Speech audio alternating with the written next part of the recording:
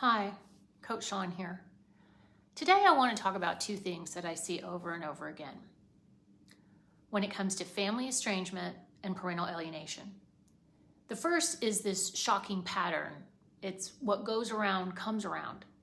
And the second is something that people don't talk about nearly enough, how children are sometimes groomed very slowly and then subtly over time. These are very difficult conversations.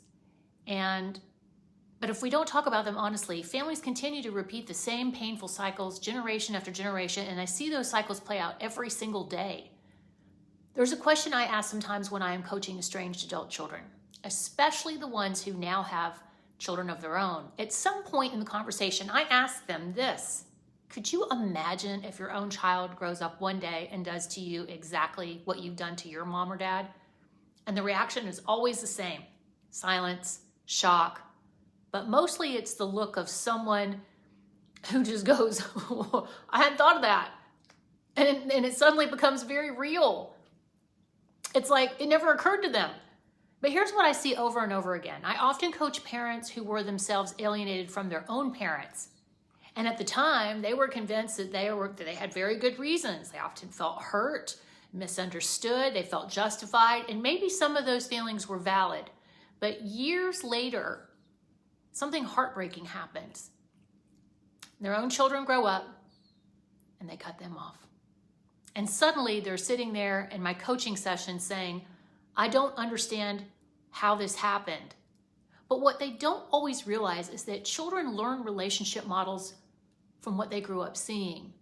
And if the model they witnessed is when the relationship becomes painful or complicated, you cut the parent out of your life, well, that model doesn't just disappear. It often becomes the blueprint for how the next generation handles conflict. And that's why these patterns repeat, not because people are evil, but because relationship behaviors are learned. And we also have to talk about the cutoff culture that we're living in right now, because modern culture increasingly promotes what I call the cutoff culture. You hear messages: if someone hurts you, remove them from your life. Protect your peace. Block them.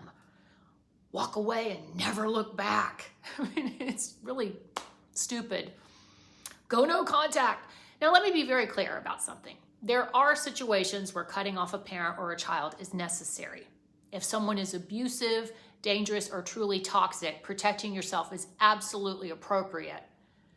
But what concerns me is how casually this idea is now applied.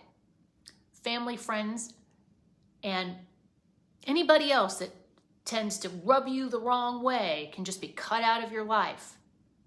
Family relationships are complicated and they require communication.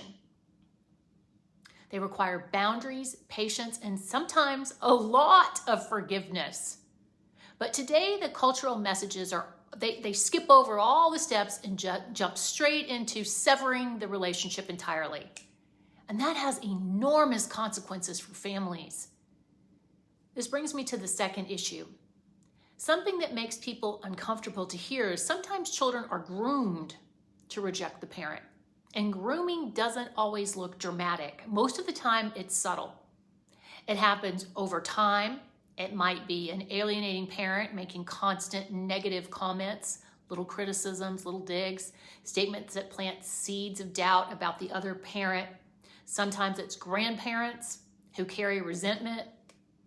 Sometimes it's a daughter-in-law or son-in-law who feels threatened, and then they take your child away.